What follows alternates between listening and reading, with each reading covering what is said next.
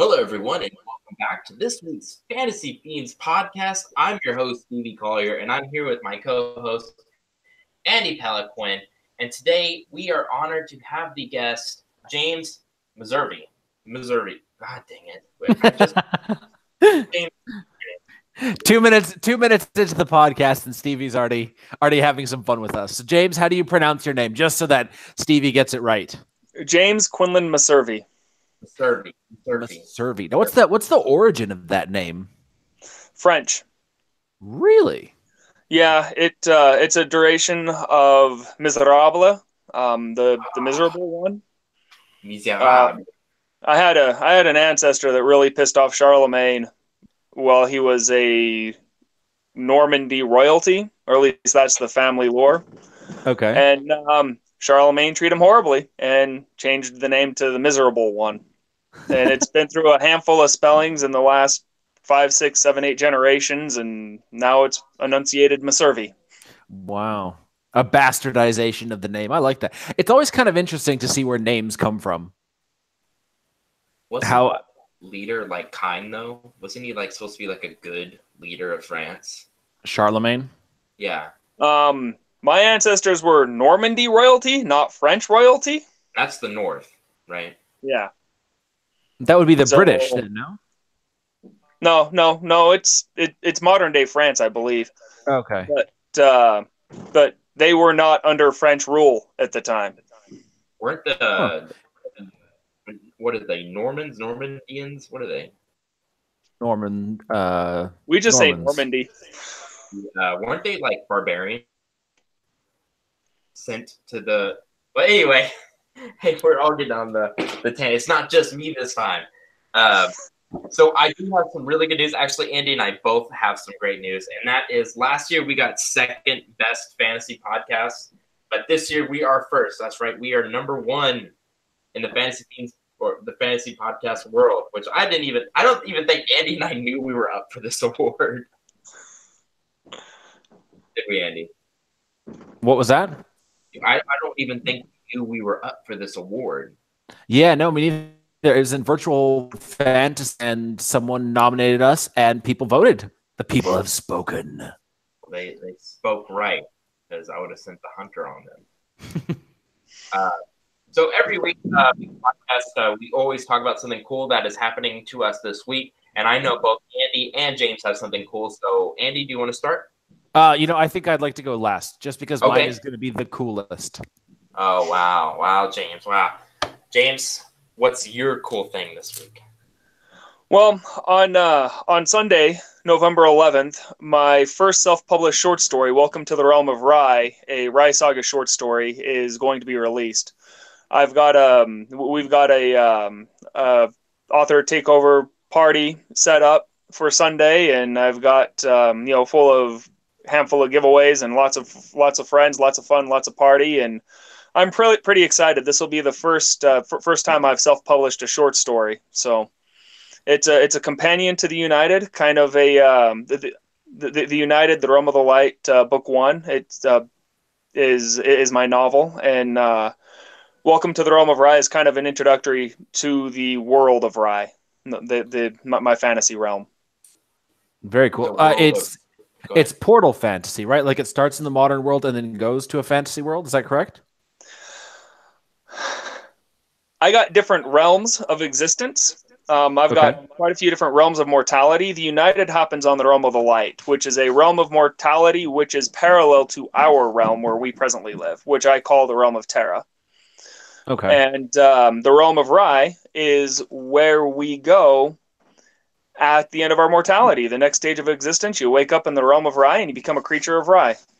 And so Welcome to the Realm of Rye introduces that quote-unquote afterlife. Very cool. Is it up for pre-order? Yes, it is. On Amazon and Kindle and Kobo. Ooh, Nicely done. Or Amazon and Nook. Sorry, Nook. I have the links up on my website as well as on my author page, but as well as on the release party. So you went wide with this, so anyone can read this. Yeah. And is it a virtual party? Yeah, it's a Facebook virtual party. I've got author takeovers friends. One, Maria Vermisoglau from Greece is going to be taking over. Lauren H. Salisbury over in England, and then a couple American friends as well. Alicia Scarborough, T.E. Bradford, and K.R. Martin, and I believe that's everyone, and I'm really sorry if I forgot anyone. I like how you pronounce every name like properly, like Maria. So anyway, I got so caught up with what you were saying, James, that that happened to me. You know what? I did finish book 2 in the Bizarre Blade series. Yes, thank you. And I am almost done editing. I should be done either tomorrow or the next day, and I'll be right on to book 3. And then I will be releasing all of these very close together. And in my opinion, it is the best thing I've ever written in my entire life. They're big, thick books, juicy, full of fun. And sometimes I have to go back, reread stuff because I forget that I'm supposed to be editing. I love it when you forget what you wrote and then it's like reading it anew, you know? Yep. It's awesome. Okay. Yeah. Do you guys read aloud whenever you edit? It depends on what I'm working on. For me, it really depends. When I'm going on a final edit before sending it off to the publisher for the final print, and I got then I read everything aloud. But the rest of the time, it's just a matter of if I can not hear the cadence of what I'm saying, the flow of what I'm saying, well, then I'll read it aloud to myself. But for the most part, it's just in my head. That was really well worded. The cadence of what I love that. I just read aloud. But no, it is when I get to a point where if I'm getting tired, I will read it aloud, but I'll do it in a very like English old man voice. So I'll be like, Finn took out his blade and shoved it into the side of the Cyclops. You know, it's like a Harry Potter. It's like a now where's that when we're doing the live readings of the guests' books? You know, you always have me play the women and never the old men. I'm ready to get my gray bush on. There's an old man today in this one, so you can do that. Then I will be playing Dumbledore of this story then. Good. Okay, enough about me. Andy, tell us, no, better yet, show us your cool thing of the week. So this is something that I've wanted for, I don't know, years, right? But I've been moving around my whole life, so I've never been able to do it. Now that I arrived in Canada, sort of a stable house living situation, I'm like, screw it. See how this wall behind me is super boring? It's all white. If you look, you'll see it's just all white. So I got myself a decoration, the first of many, and here it is. Check this out. If you see it, this is called a flamberge. It's I believe it's a French style sword. It's a two-handed sword, but this thing here, you use it for half swording to give you more control, but it is so cool. It's super tall too. Like I'm 6.5 feet tall,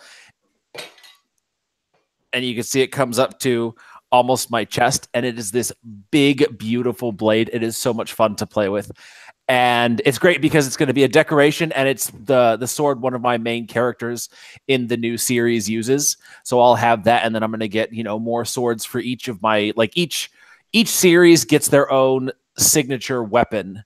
So ultimately, 5-10 years from now, I'm going to have just a wall full of weapons, and it is awesome.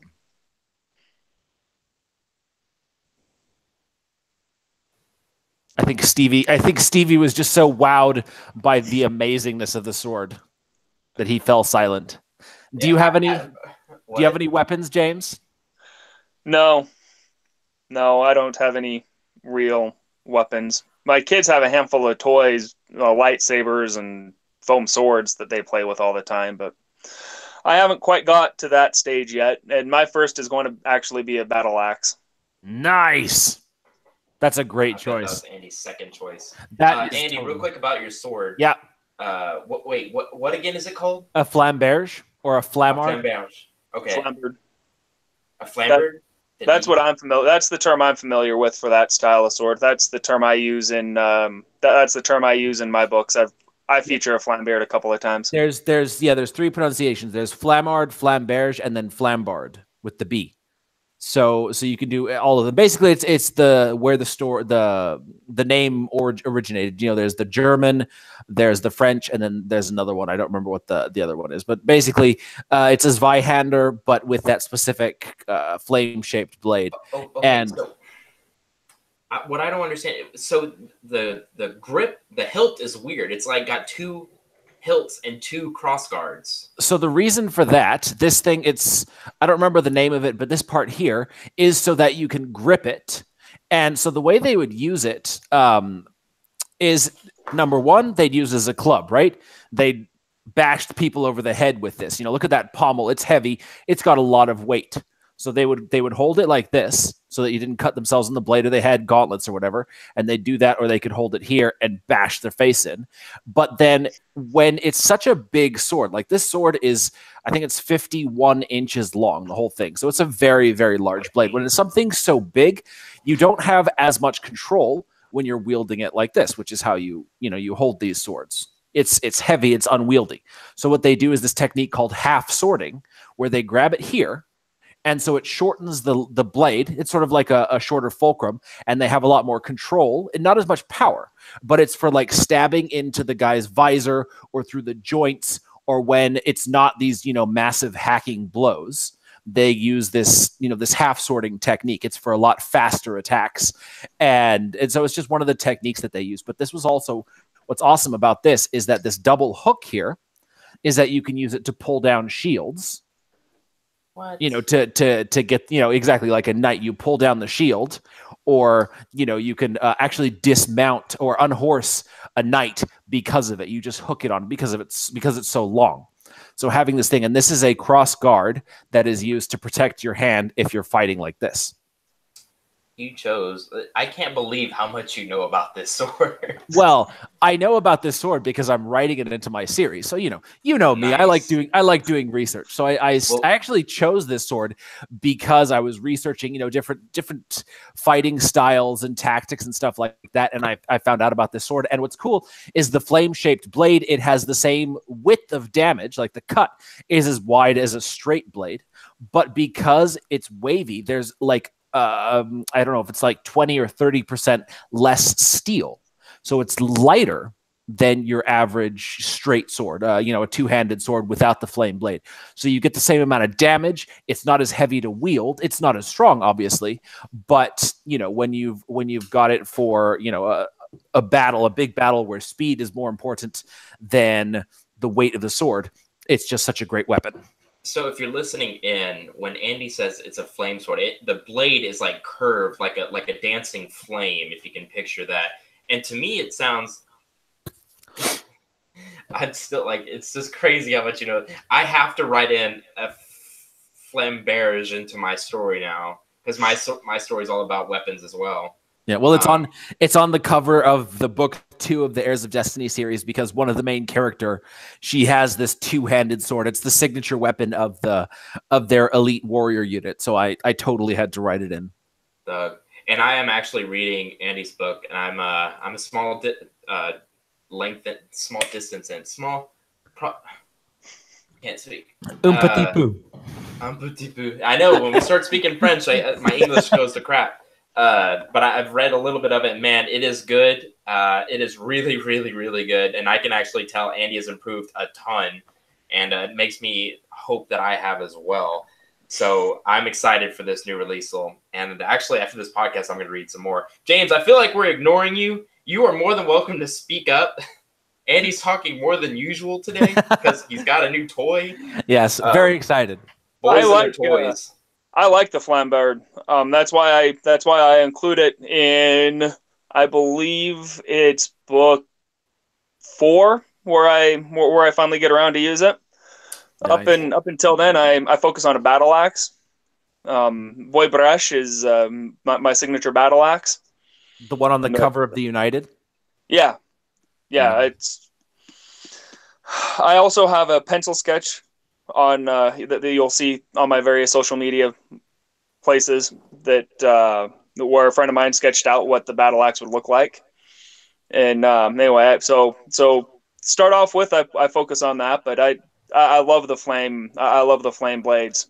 when I first saw a picture of the flame blade quite a few years ago, I was like, I have to use that. I have to have a flame sword somewhere in my series. You know, there's some of these weapons that are just such a great visual. You know, they may be a little harder to describe, but once you get the image in the viewer's head, they're so, you know, cinematic. And so just that original, and so the weapons in my book, they're made with this special black stone that's mixed in with the ore, so it's this black steel blade, and just that black steel, it's got this really strong, powerful image in the reader's mind, and so it makes, you know, these signature weapons, they're kind of a hallmark of fantasy. They're what make fantasy so much fun. Yeah, you know, I also include. I've got one character that prefers the Psy over anything else. She loves the deftness of the Psy and its abilities to attack and yet used properly be able to defend against a flambard or a claymore used properly. Yeah. I have a character that prefers a warhammer, like all sorts of stuff. Nice. Like a sledgehammer style warhammer, or like a mace size, like a one-handed one? A two-handed, large, just massive, sledgehammer-esque, nice, powerful thing. That's fun. I like writing big characters. In my Silent Champion series, I've got this big character who uses one of those big old axes, and they're just so much fun to write. It's my first character was a big character, and now I'm writing a short, weak character who grows, not like tall height-wise, but like becomes stronger and more of a, it's just like this weak, feeble person. And instead, like I feel like I rushed it in the Dark Assassin series. Not rushed it, but that's just what the story called for. This book is there's no real time lapse, so you actually follow this character as he gets little by little, or a little stronger with every chapter. So I guess we should go on and talk about today's topic. Yep. And it is around death. And it's too morbid for me to explain. So Andy, please take the reins. It's not so much. It's not really a morbid topic. Really, it's that death, something that we've all dealt with in our lives. You know, the death of a loved one, a friend, someone, an author acquaintance, even that I met at a couple of conventions and sort of, you know, became decent friends with.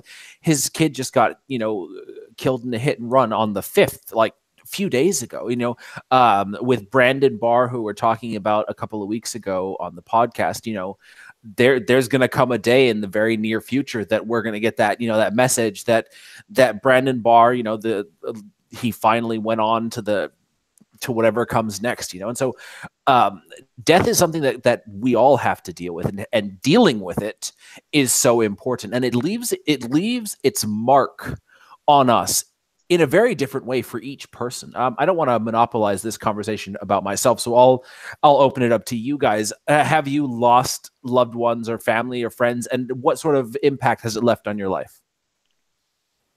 James, I feel like you are more prepped for this than I am. Well, like you've had some experience. My aunt passed away very unexpectedly. Maybe 3, 4, 2. Sorry, I can't remember the timeline. Very shortly after I got married, like we got married. And my aunt passed away right thereafter, and then right after she passed away, we ended up going to my wife's family, where my niece had just barely been born. Oh wow! And that was really difficult for me. And you know, I regularly, you know, I'm thinking about my aunt quite often. She was one of my absolute favorite people. The type of woman that as soon as she walks in the room, you just smile because you know you're her favorite person, and everybody thinks that. You know, everyone thinks that you're her favorite person, and it was really tough. And we saw a gamut of emotions. My grandparents went into a bit of a depression. Me and some of my cousins went more along the lines of we're going to do our best to make her proud of us. and live our life as well as we possibly can, and cherish her memory like that. Just a handful of different responses. Now, if it's not too much to talk about, can you think of ways in your life that her passing has changed you, like that you can sort of look back and say, I didn't do this before, or I did do this before, and I do or don't do it now? And are there any tangible changes that you've made or that have been made in your life as a result of that? One of the biggest is the fact that I'm not afraid to talk about it in my books. As you read The United, I deal with I have a handful of characters that pass away. I'm sorry, I won't say who. But because of what I experienced with them, I was able to take the experiences that I had, that some of my cousins had, some of my aunts and uncles and my mom and my grandparents had, and fictionalize that. I mean, that's really what I do the best with traumatizing things, is I figure out a way to internalize it and then share it. And that has made a big difference. Is before it was kind of like an off-center topic that I didn't really want to deal with, and then after she passed away, it was like, you know what, this is real. This happens. Different people respond differently. I'm going to show that. So Yeah. for me, that was the biggest difference, is the way I portrayed it in fiction, and the way I wasn't. Before, I was kind of afraid to kill off certain characters, and I was like, yeah, I know this person's supposed to die, but I really don't want to kill him. But after my aunt passed away, and some of the things that I felt after she passed, particularly, and how I felt her helping me in certain aspects, I was like, you know what? I need to add that into my story. I need to add that into this fantasy. I need to create a fantasy world where when people die, you can still feel their presence. You can still have them helping you. They're still helpful. They're still family. They still care about you. So in a way, almost like you created this world, I don't know, not as a wish fulfillment that you could have her, but sort of like that was the thought process is, I lost this person that I love. Now I want to tell this story about other people being able to stay in contact with the ones they love, just like sort of that trajectory. And more so like what we really have. A lot of the times, people that I've talked with, some of my cousins, my mom, my aunts, have told me they felt my aunt who passed away helping them in certain situations. They felt her presence with them. And so I wanted to create a fantasy world where that was a thing. Yeah. And that's honestly where the original idea of the Creatures of Rye came from. And now, did writing was that sort of your means of processing or coping with the grief? Like, did that sort of give you that closure, catharsis? It did help out quite a bit for me. And I have hope that a belief pattern like that will help out others as well. Yeah. I can see that. I can see how people, because in a way, like every religion has these beliefs in the afterlife and, heaven, whatever the various forms of the afterlife are. In a way, there's this sort of self-soothing mechanism. And I'm not going to mock it. I'm not going to say that it's wrong or it's delusional, because in a way we kind of all do need something, something to, the dead are gone. Right. So they don't feel any pain. They don't feel the loss. It's the living that suffer often the most. And so being able to have these mechanisms to find peace, to find closure, catharsis, it's so helpful. It's so critical for those of us who live on after our loved ones die.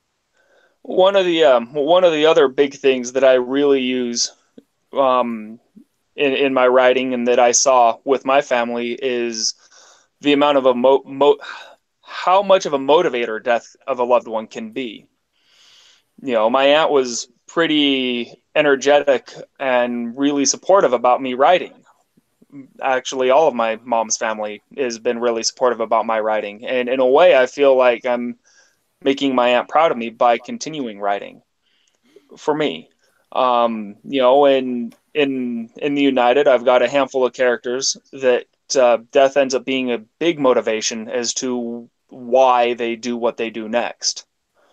Blaze's response to deaths of loved ones in the United is based on the motivations that I saw around my family. One family member got kind of really mad and angry that my aunt died so suddenly. She was young 30s, pregnant with her first daughter. She had two sons, and she was pregnant with her first daughter when she died, and it was hard. And some family went along the lines of just being mad. Why pick her? And that anger and aggression type response.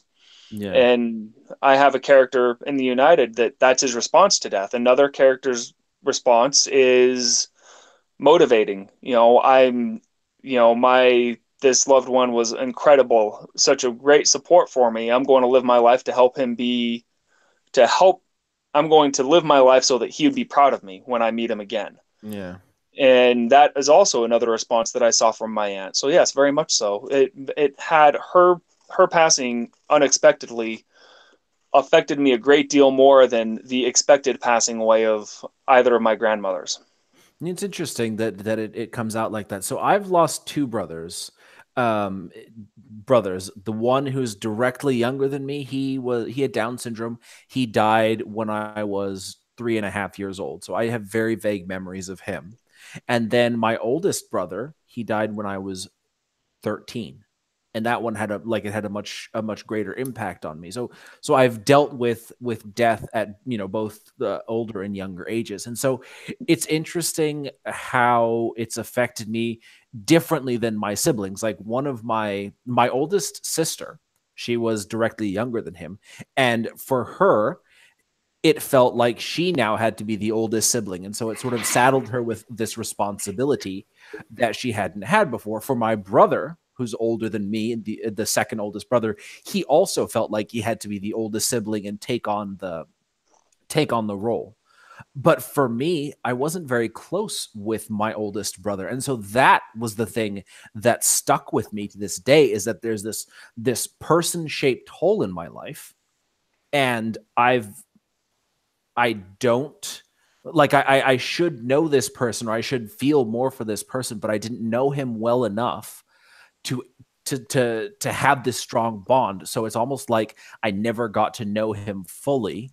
And that is the thing that for me is the hardest, is that there's this older brother that I have never really known, and I will never know because of that. And so I'm in this other series, The Silent Champions, that I'm working on, the character loses his father, and the father and him sort of had this distant relationship.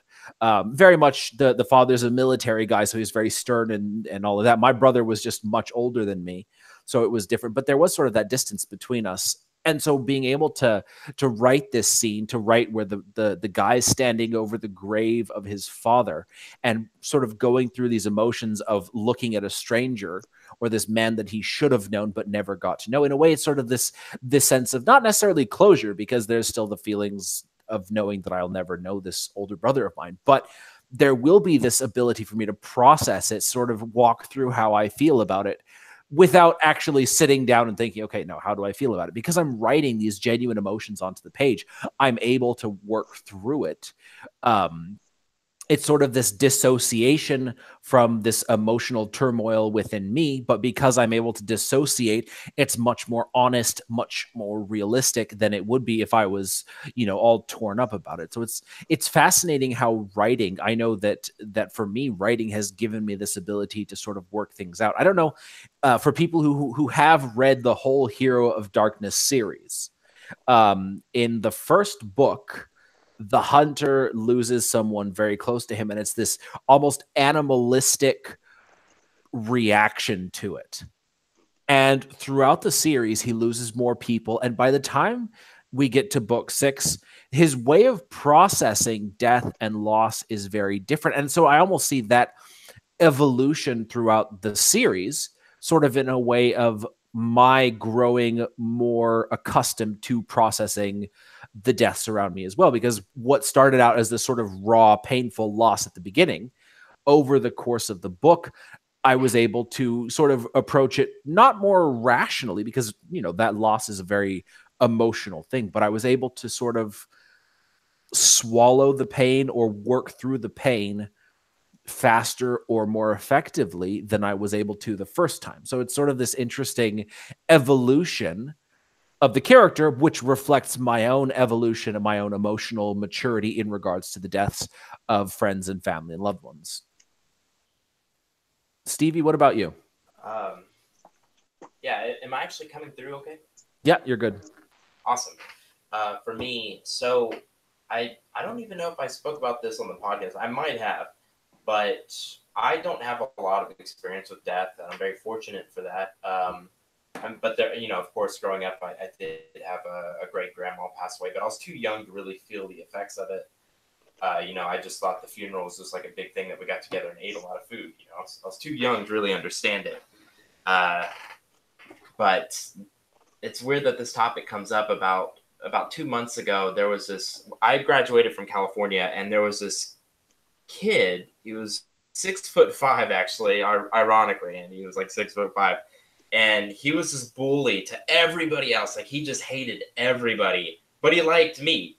And he sat right in front of me in front of English, and he would turn around and ask me for help, because we would read A Streetcar Named Desire, Fahrenheit 451. He'd ask me, hey, can you help me analyze these books? Because I guess something about me, he wanted to just do well in that class. I don't know why, but I spoke to him every day. And then I found out 2 months ago that he was killed on a motorcycle, and it was his fault. He went into he was driving too fast, and he slammed into a BMW and flew, I think it was like 20 feet into oncoming traffic. And he was 2 years younger than me. No, a year younger than me. And it's so weird thinking that this life, this spirit that I spoke to every day for a year has been snuffed out forever. And I'll never, ever, ever see this person, hear his voice, have a conversation with him again. And I was at the Renaissance Fair when I got the news. I got an email from somebody from my high school, and it broke me. It broke me. I wasn't sad. I wasn't happy. I was just like a pit of lack of emotion. I didn't understand. When you have no experience with it, you don't really know what to do. And with time, though, it came. I wasn't super close to him, so I didn't go through the steps of like anger and hatred for God and stuff. But it scared me. At the end of the day, it scared me, and it showed me how we're all mortal. Because I have this mentality: if you're around me for a day, you'll realize quickly that I'm usually above life. I'm crazy. I'm always like, I'm super positive. But you never know. I could get in a car wreck, and then this happy life is gone. I was the epitome of teenagers not thinking that they could get killed at any time. And so now that this has happened, someone younger than me, which is worse, somebody younger than me passed away. And I'm like, wow, this is real. I need to be careful. And yeah, so that's my take. I don't know if you noticed, but I spent a lot of time thinking about it. It bothered me. It really did bother me. But yeah, that's really my own experience. I would like to write it into the books at one point.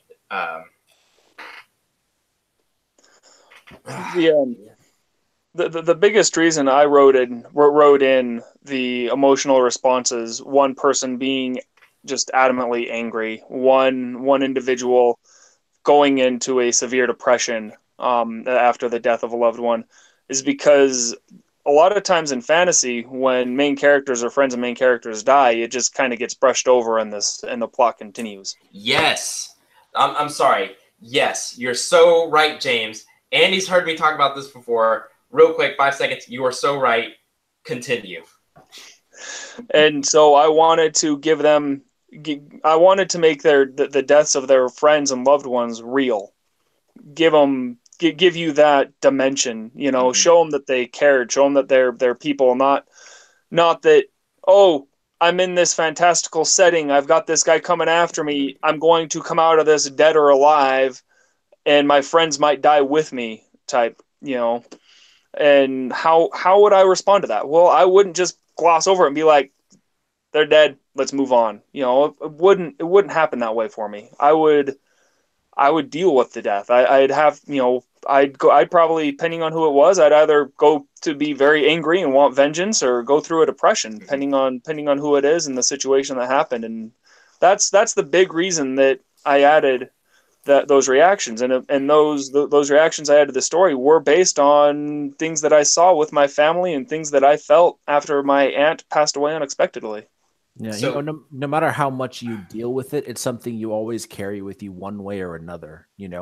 I'm working on this 5-book series, and in 3 out of 4 books, one important character has died. One important supporting character that has an emotional connection to the main characters, and it's just there, that all of the characters experience loss, the death of a loved one at some point, and it's something that is a common theme in every story that I've written, and not intentionally. It's just something that I can identify with, something I can relate to. So when I write it, the emotions, it doesn't take a lot to tap into the way that I feel about the loss of, whether it's the character's mother or their father or their sibling or a friend or whoever it is.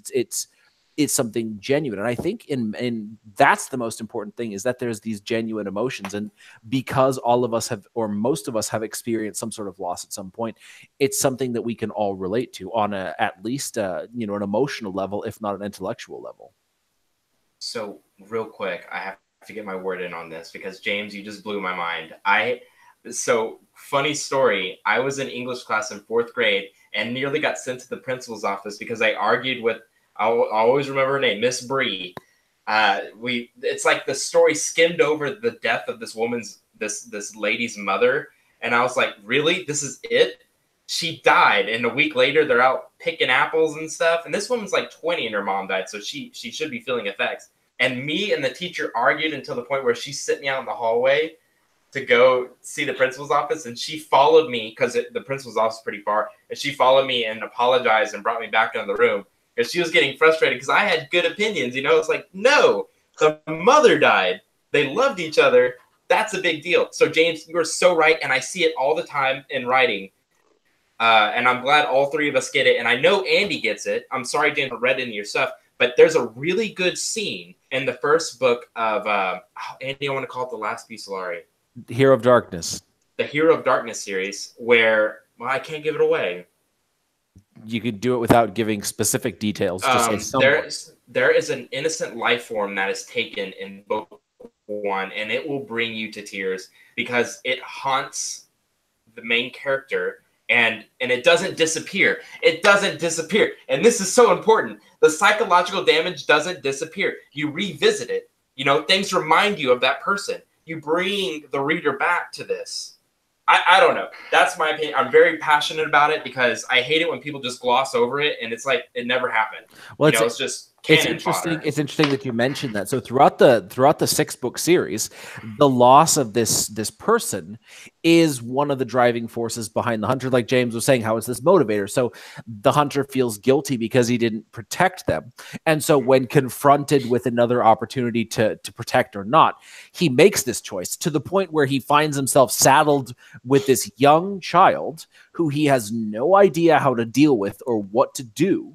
But he took this instinctive, emotion-driven action to protect the child because of this death in his life. And then throughout, he carries this burden of guilt. And every time someone else around him dies, whether he kills them or he's responsible for their death, the burden gets heavier. And so it is a scar that is seen throughout the whole series. And I sort of play on that, the scars, by every time he kills one of the demons, it leaves a physical scar on his body, and those scars don't leave ever. He can heal, but he doesn't heal from those scars specifically because they're sort of this thing on his brain that doesn't leave, and it's left an impact on his body. And that's kind of going back to what I was saying, is that no matter how you process it, it's always something you carry with you. And, James, how often do you think about your aunt on a normal day? You're going about your business, whatever. How often do you think about her?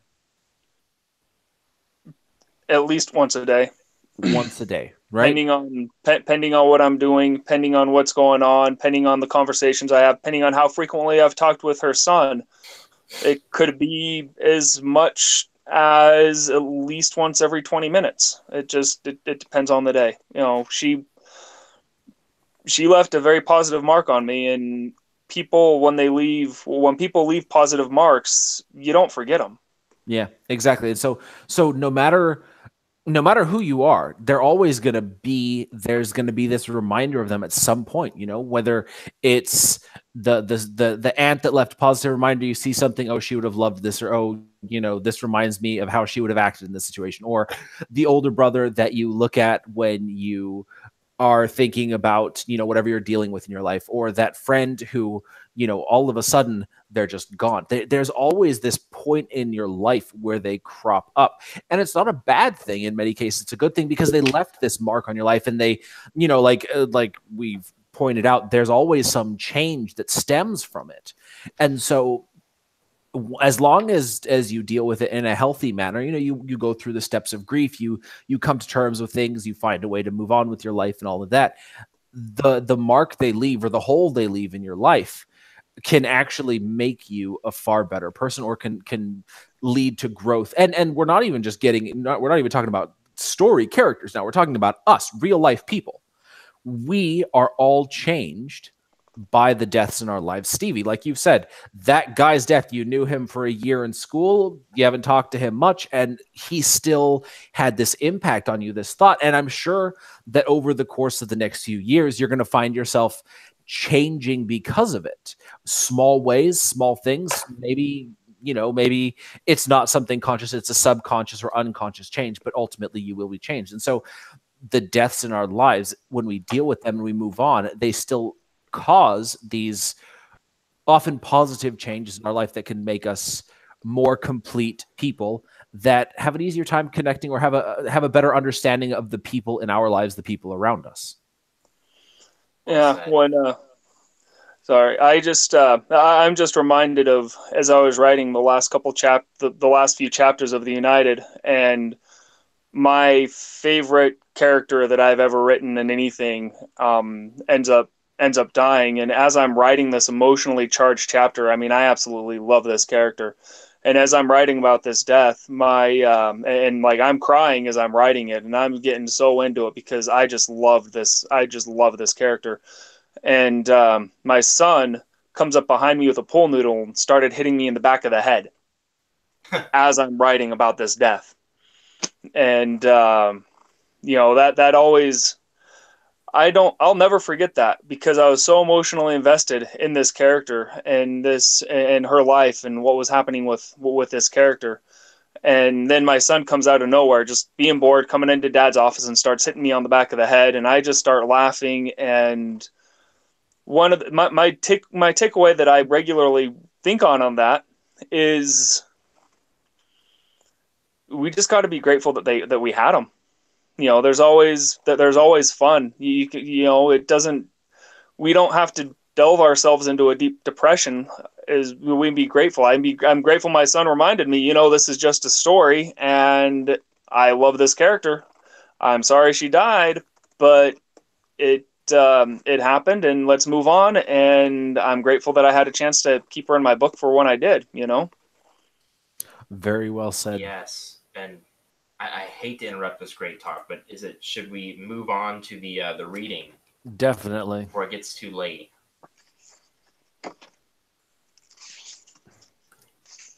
I definitely agree. So we've got a prologue from James' book, The United. As Stevie, there's an old guy in this one, so you get to do your old man Jones voice here. All right. James, do you want to do the narrator, or do you want to do the character? I'll do the narrator. All right. Are we gonna let Stevie be the wolf as well? Sure. Okay, it's a real wolf, right? You'll have to read the book to figure out what type of wolf it is. It's a creature of Rye that can become a wolf. Nice. What kind of a character is JC like? Where's he from? Give me a little bit to get into his headspace. He's from the Intermountain West area, which is Idaho, Utah, kind of mountain valley area. Lots of mountains, lots of valleys. Spends a lot of his time hanging out with his friends, camping, backpacking, outdoor stuff. All right. Good kid. Grandma's favorite grandchild type guy. Stellar, wonderful individual. Great. I can read that. All right. Hit it, Stevie. All right. Morning, JC. JC put down his rake and looked up. How's fishing? Old Man Jones pointed to the cooler in his lap. Successful enough to make you dinner if you're interested. Oh, I am interested, but my friends are waiting for me. What are you guys doing? Camping. I should have guessed. I don't want to keep you waiting, so I'll be inside if you need anything. Do you need any help? To hear you talk, one would think I could not manage on my own unless you were here. Old Man Jones said as he rolled his wheelchair down his front path and up the ramp to his front porch. He turned and smiled at JC. If I need anything, I will holler. JC nodded and returned to his yard work. Sorry, I just saw the start of the talking. Okay. The smell of fried fish filled the house when JC entered Old Man Jones's home later that afternoon. He went to the kitchen expecting to find his friend cooking lunch, but the kitchen was empty. JC looked at the stove. The burner was off. The pan with the fish was empty, and the fresh fried fish was sitting on a plate on the table. Old Man Jones? In here. I just finished. I need to get going before Casey, Daniel, and Robert think I've forgotten about them. Why don't you come in here for just a minute? JC shrugged and followed the sound of his friend's voice into a bedroom. It was a room JC had never before entered. The walls were bare, and the room only contained 2 pieces of furniture, a crib and a dresser. Did I ever tell you how I lost the use of my legs? I always figured you were injured in the war. That I was. He placed an old black and white photograph on the top of the dresser and led the way back to the kitchen. Are you sure you won't be staying for dinner? Not today. All right. See you again next Saturday. You can plan on it. Old Man Jones held out his hand and JC shook it. JC then turned and showed himself out of the house. When JC reached the campsite where his friends were supposed to be, he was surprised to find it abandoned. The fire was blazing unattended. Uncovered food was sitting out on the table. The tent was only half assembled, and his friends were nowhere in sight. Casey? Daniel? Robert? JC called out, walking around the campsite, but his echo was the only response. Then something caught his eyes that caused the blood in his veins to freeze. On the ground next to the picnic table was his pencil sketch of the Hobbiton legend of the Manadone. JC stared at the sketch for a long moment. How did he find me? JC heard the call of a kestrel and watched as the falcon flew to the ground and stood before him. What do I do now? The kestrel looked down at the pencil sketch, called, and flew off. But first, I need to clean up this mess. JC cut the engine of Casey's truck and stepped onto the gravel parking lot at Cave Spring. He opened the door of the truck and stepped down. He stumbled on something but caught his balance before he fell. He looked down and was not surprised to see a battle axe lying on the ground at his feet. He picked up the weapon and scanned the sky, but he was alone. He walked to the center of the parking lot wielding the axe. Lordy Rimwalk, show yourself. A large wolf stepped out of a small-looking cave and into the center of the parking lot. I knew there was at least one more of you. Tell me, are there more of you? I am the last of my line. To what do I owe this pleasure? You stole 3 of my friends. Perhaps I have. What are you going to do about it? I'm here to barter for their release. What do you have that would be of equal worth to your 3 friends? Lord Yermaquay eyed JC's weapon and added, That battle axe will never allow me to wield her. JC put down the weapon at his feet. I offer myself, the last living descendant of King Armakia of Mir. Your terms? You release my friends and allow them to live undisturbed. Ow! Agreed. JC removed his sunglasses. Looking JC in the eye, the wolf added, Your friends are already creatures of Ray. Do we still have a deal? JC attempted to turn away and cover his eyes, but he was too late. He was under the hypnotic suggestion of the wolf. Whoa, so his friends are the Rye creatures now, like they're dead essentially? Yes. Who killed him? Yermaquay did. Dude, The it's right wolf? there in the opening scene. So the wolf is a bad guy. The wolf is a very bad guy. He's the so I did leader. good with the voice then. You He's did that. You did the, the Fenris Wolf from the Chronicles of Narnia cartoon. I haven't seen that. Fenris, isn't that Norwegian? Yes. Okay. That was a fun read. I feel like the Dumbledore old man was like didn't fit because he's more country, you know. Native American. He's He's the Native Quietul. American. Okay. Yeah, he's the Quietul of the Hobbiton tribe. Meaning he's the oldest living member of their tribe. Oh wow. Very cool. That was I had a lot of fun doing the voices this time. I want to do more old people, Andy. Please let me do the geriatrics. Who you date is entirely on you. Hey, that's right. All right. I have a fever for wrinkles. All right. Ow! Silver fever. Silver fever. Oh God. I hope no one. You know what? I'm not going to get myself in trouble. Nope. Not going there. That's funny. James, so that was the first novel you've ever written. Yes. Okay, what was it inspired by? Was there any inspirations, or just was it a shower thought? Were you high? Very high? And when I was in the 5th grade, I was given a writing assignment to write a Halloween story.